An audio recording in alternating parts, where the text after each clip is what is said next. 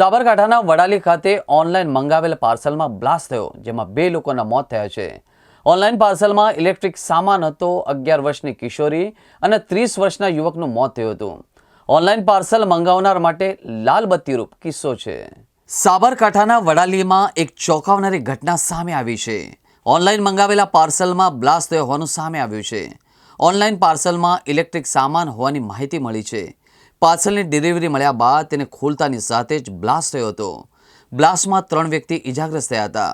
ઇજાગ્રસ્તોને સારવારથી સિવિલ હોસ્પિટલમાં ખસેડવામાં આવ્યા હતા, જ્યાં 2 લોકોના મોત થયા હોવાનું પ્રાથમિક માહિતી મળી છે। મૃતકોમાં 11 વર્ષની કિશોરી અને 30 વર્ષના યુવાનનો સમાવેશ થાય છે। આ અંગે પોલીસે ઘટના સ્થળે પહોંચી વધુ તપાસ હાથ ધરી છે।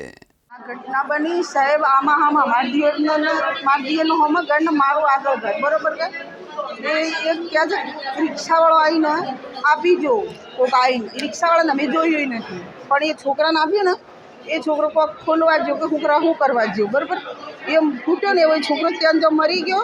અને આ છોકરીઓ જોડે જોવા માટે બેઠી આવે, લગ્ન કરેલા બૈરી આવેલી હતી, જે લગ્નવાળી બૈરીને વાગ્યું છે, છોકરાને વાગ્યું છે બધાને।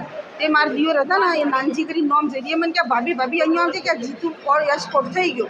હું તો જીતુને જોવા જઈ, આટલામાં તો આ છોકરીઓ છે ને એકદમ એ થઈ ગઈ।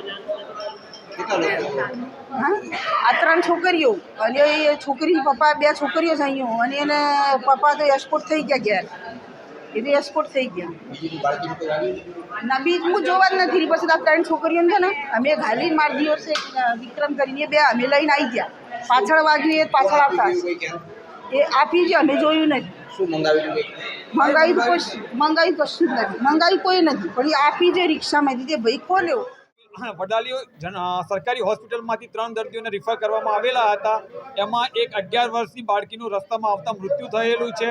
બાકીની 2 બાળકીઓની સારવાર ચાલુ છે। અમારા ડૉક્ટરની ટીમો કામે લાગી ગઈ છે, બધાની સારવાર ચાલુ છે।